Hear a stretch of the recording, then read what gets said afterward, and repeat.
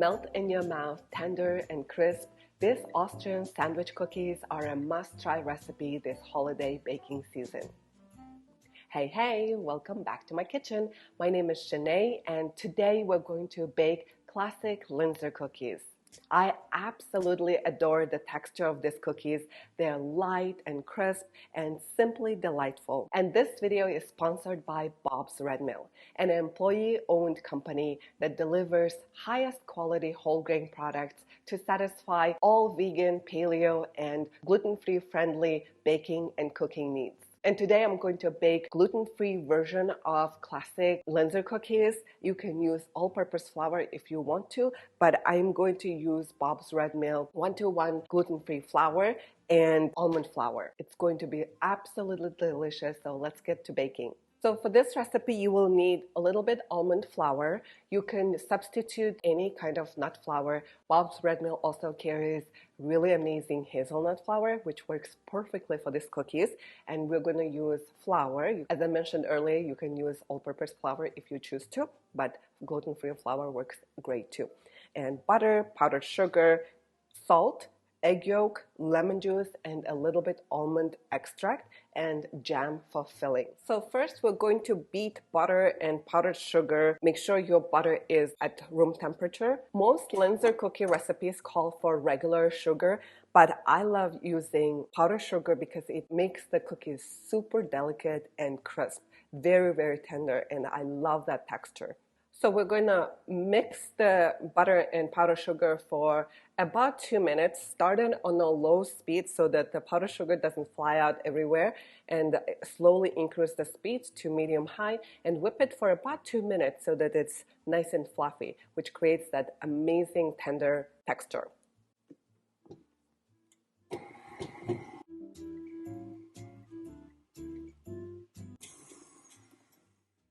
My butter mixture is super nice and fluffy. This is exactly how you want to have your butter mixture. Gonna scrape the sides really quick. Now we're gonna add 1 egg yolk. Egg yolk makes the cookies really nice and rich. Lemon juice, and you can also add lemon zest if you would like. And almond extract adds really nice and delicious aroma to the cookies. Mix it for about a minute or so until it's well combined.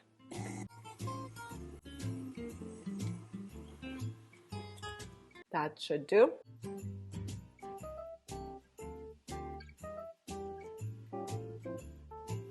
Now we're gonna add dry ingredients into the butter. And I like to use a scale, but if you would like, you can also measure your dry ingredients by cup. And just make sure to use spoon and level method for accuracy because you don't want too much flour. Even though the dough is going to be a little soft, you don't be tempted to add additional flour because it's really important for the proper texture of the cookies. So now I'm gonna add about 2 cups of flour. I'm actually not proficient with gluten-free flour. This is why I love Bob's Red Mill gluten-free flour because it makes it super easy because it's actually like 1-to-1 gluten-free flour, which means you just substitute all-purpose flour for the same amount. You don't have to adjust or anything. And now we're gonna add almond flour. Bob's Red Mill also has regular almond flour, which has flakes of skin and is not as super fine, which will work perfectly for this recipe. But since I already have a bunch of superfine almond flour, I am using this one. And about 2/3 of a cup of almond flour. Also, you can toast the almond flour a little bit in the oven or in a skillet if you would like. Makes almond flavor shine even more, but I'm gonna skip that step. And then add the salt. And then we're gonna mix it until just combined on a medium-low speed.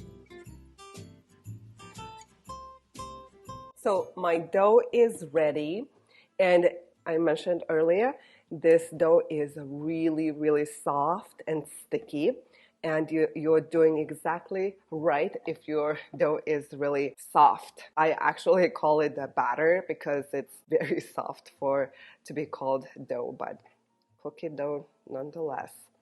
This is the reason the Linzer cookies are a little bit advanced recipe, because it's a little difficult to handle. However, I will show you tips and tricks to handle this dough with ease. It's not difficult at all. So I just want to show you the texture of the cookie batter. See how sticky and soft it is? We don't need to handle it with our hand at all. Just use the spatula, and I'll show you the next step. So I have 2 sheets of plastic wrap lined on the countertop here, and then we're going to divide the batter as equally as you can and drop it a lower third of your plastic sheet. I also like to use this flexible silicone scraper for this step. Makes it so much easier. See how easy it is?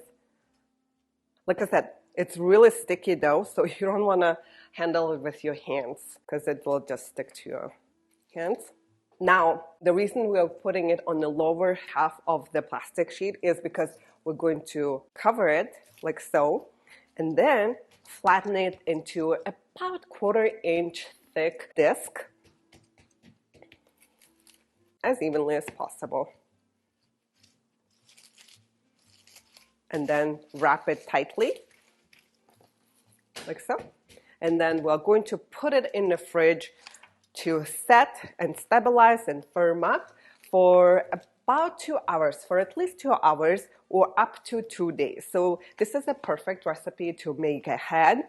The reason we are flattening it into a thinner disc is because once it's chilled, when it's cold, it'll be easier to roll it out. And if you make a big ball, it will take longer to set, and also it will be really impossible to roll it out. So as thin as possible, help yourself out so that it's easy to roll it out later. And into the fridge it goes. I usually like to put it on the baking sheet in one single layer if I want to expedite the process. But if you have time and you're making it a day ahead or so, you can stack them up like so and put it in the fridge. Now, once chilled, the cookie dough will be really nice and easy to handle. Make sure to work quickly. If your kitchen is on a cooler side, better, so that you have a little more time to work with it. But if at any point it's really hard to handle the dough, just put them on the baking sheet, put it in the fridge for a few minutes to firm up. It's no big deal. Now, here's the trick I have come up with when handling Linzer cookies. We want to place a silicone mat on the bottom, and then we're going to roll the cookie dough between 2 parchment paper sheets. Because again, the dough is really sticky and soft. Even when it's cold, it will warm up and it will become sticky and really hard to roll. So if you roll it between the parchment sheets, it will be really easy to handle. And just go ahead and sprinkle some flour. Not too much, but just a little bit. And then the reason we're putting silicone mat on the bottom is because if you would try to roll it straight on the counter, it will slide everywhere. It will be like really annoying. And when I put the silicone mat on the bottom, it doesn't move anywhere and it stays nicely in place and really easy to work with.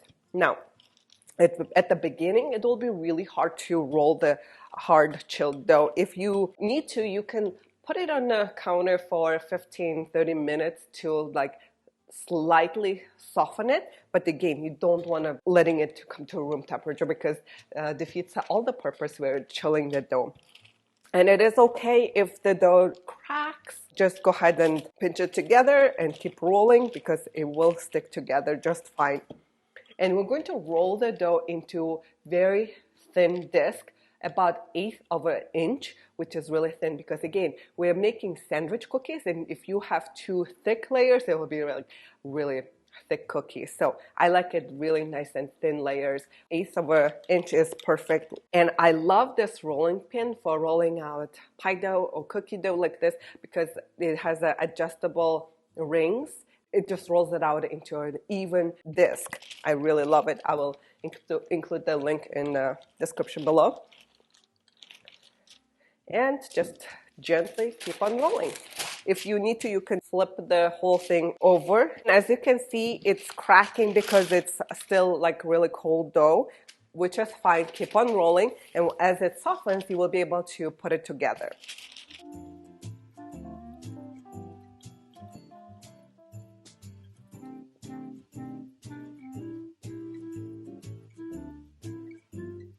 So my dough is all rolled out, and I placed it in the fridge for about 10 minutes to firm up because it had softened a little bit. And now we're ready to cut out the cookies. So just peel off the top layer of the cookie sheet. What I'm going to do is I'm going to peel this, flip it over, and then peel this side as well so that it's easy to release from the parchment paper.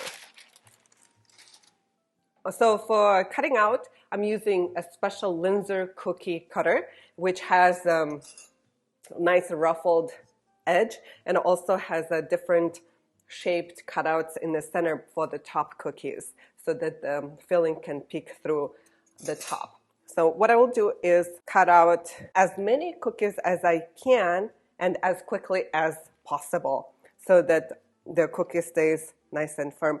But if it softens, no big deal, just put it back in the fridge for a little bit. You want to have equal amounts of the solid cookie base and cut out cookies. And now I'm gonna put the attachment here. I'm gonna use this cute Christmas tree one.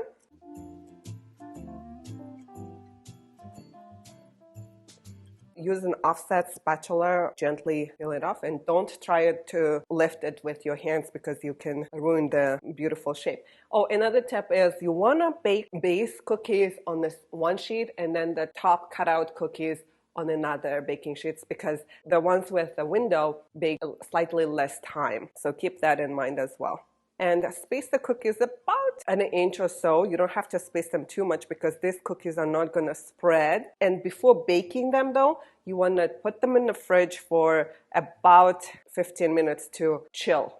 That way your cookies will stay in shape nicely and you'll have beautiful cookies. I'm gonna continue cutting out all the cookies, and once my baking sheet is filled, I'm gonna put it in the fridge for about 10-15 minutes until they're nicely chilled, and I'll bake it for about 13 to 15 minutes at 325 degrees Fahrenheit, or until the edges start turning slightly golden brown. You don't wanna brown them as much. You wanna keep them nice and white as much as possible, and I will show you when they come out of the oven.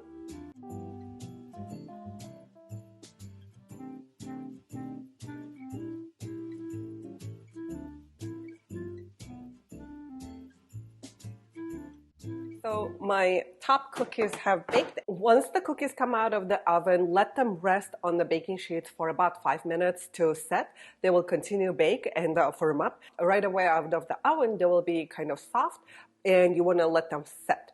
And now I'm going to transfer them onto a cooling rack to cool completely. My bottom cookies have already cooled completely, so I transferred them onto a plate.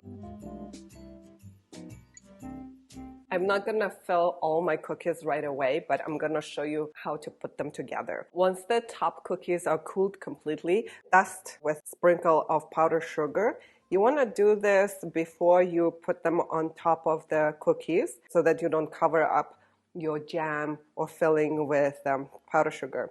If you do, it's not a big deal. They will just melt later and it will take a little bit time. So go ahead and generously dust them.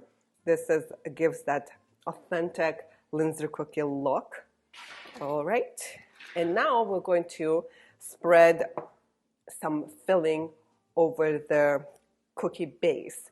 You can use any kind of filling. Traditionally, the Austrian Linzer cookies are filled with currant jam, I believe, but raspberry jam, strawberry jam. I even like to fill them with dulce de leche, Nutella, all kinds of filling that you think of.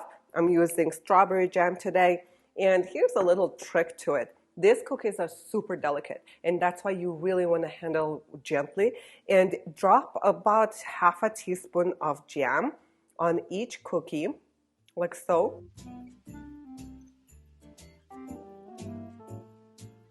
If your jam or jelly is too thick, microwave them for half a minute or so and stir them so that they become a little bit runny. Now, you don't want to place your top cookie right on the dollop because that might break your top cookie. So what I like to do is spread them evenly all over the cookie. And you can keep the jam a little bit piled up in the middle so that it peeks through the window if you would like. It doesn't matter.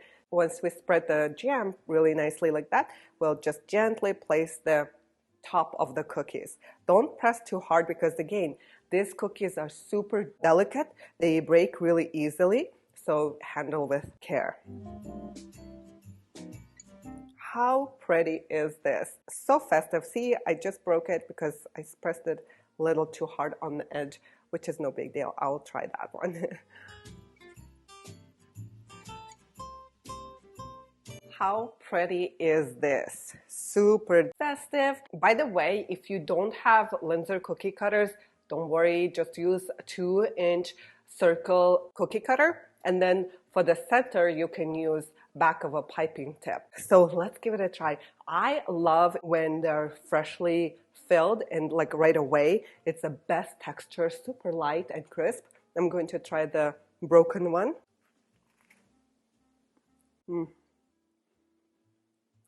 So delicate, crumbly, crisp. It's just so good. And with the jam, it adds a really nice texture variation. I just love these cookies, and I really hope you will include it in your holiday baking. And if you try this recipe, please comment below and let me know. Or better yet, you can share a picture on Instagram and tag me at Shneshka. And I really hope you enjoyed this video, and I'll see you next time. Bye.